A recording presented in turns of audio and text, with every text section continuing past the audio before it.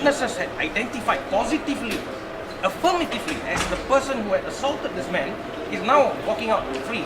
He is not subject to any repercussions under the law. It's amazing. Police officer lah. Yeah, this Lance Corporal Muhammad Faisal, I'll be bold enough to say this name. Lance Corporal Muhammad Faisal was the person who had actually assaulted this man. There were witnesses who came to court to testify and identify this man positively. Now, surely we are disappointed. My instructions have filed an application for revision in the High Court, of course, in this police report. One, the failure of the police to lodge a police report with regards to the death of Gunasegaran, anak lelaki Raja Sundram. Until today, there has been no police report lodged with regards to the death of Gunasegaran. Now that's amazing. Gunasegaran, anak lelaki Raja Sundram. Thirdly, the failure of the police to stop the person, that particular police officer. A police report is going to be lodged with regards to the failure of the hospital of Kuala Lumpur Hospital, for allowing the body of Gunasegaran to rot. It was left to rot in the hospital. Now the body was removed almost 1.5 months after the first original post-mortem was conducted and brought to Pusat Perubatan University Malaya. At which point in time the body was rotten.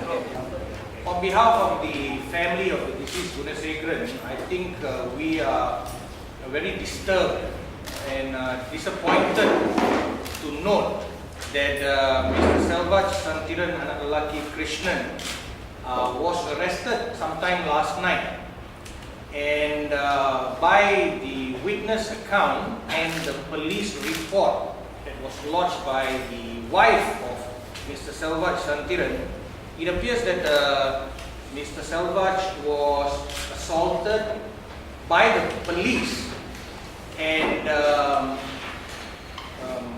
he is now presently in the custody of the police.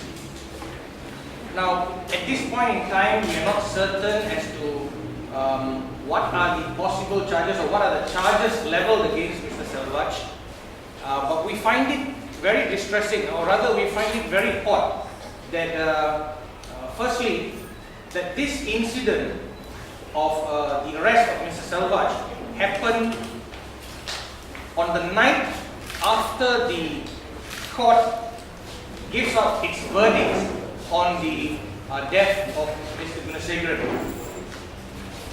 Now, the other very strange thing is this. Yesterday afternoon, the deceased sister, Madam Ganga Gauri, accompanied by myself and a few others, had actually gone to the Damwangi station to lodge a police report with regards to 4 matters. In Madam Ganga Gauri's report, she has lodged a police report against the police. Firstly, for failing to lodge a police report with regards to the death of Gunasegaran, Mr. Gunasegaran. Until today, there is no police report lodged by the police with regards to the death of Mr. Gunasegaran, anak lelaki Raja Sundram. Now, this is highly very odd. Now, if you go to any kampung in Malaysia, anywhere in Malaysia, and you ask the first thing, any villager, what would be the first action you do when somebody dies in your family or in your kampung? And anybody would be able to tell you that you need to lodge a police report. That's the first thing. But in this case, the police personnel involved in the arrest of Mr. Gunasegaran, knowing very well that he had died, to date has failed, refused and or neglected to lodge this police report. Now we want this matter to be explained and investigated. Now secondly, this police report also makes mention that the family of the deceased is not happy with regards to one very important fact.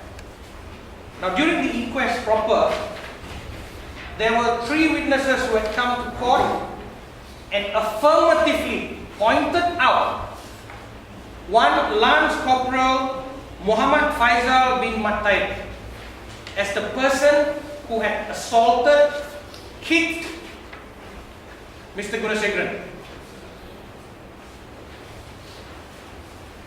To date, there has been no action taken against the said Lance Corporal Muhammad Faisal. Now, during the inquest proceedings, I had asked the OCPD, has there been any form of action taken against this Lance Corporal? And his answer on oath was no. If you file a police report, then we will see what we can do. So, now that the verdict has been delivered, we have lodged this police report to allow the police to investigate this matter and to take the follow-up action. Secondly. Now, thirdly, we also have lodged this report against the police, against the other police officers for failing to stop or restrain this Lance Corporal Muhammad Faisal from assaulting Mr. Gunasegaran. Not only that, we have also lodged this report for them failing to give medical assistance to Mr. Gunasegaran. This is omission on the part of the police. Now, we hope these matters are investigated, taken very serious consideration by the police. These are very serious allegations, we are very aware, and we hope to see some form of action being taken pursuant to this report being launched yesterday. Now finally, this police report was also lodged with regards to one very important factor. Now, Mr. Gunasegaran's remains was left in the hospital Kuala Lumpur because the family was not very happy with the the results, the so-called results which were given orally to the sister. They said that he died of drug overdose, drug-related death. We were not very happy, the family of the deceased were not very happy, and we wanted a second opinion being given on the causes or the possible causes for the death.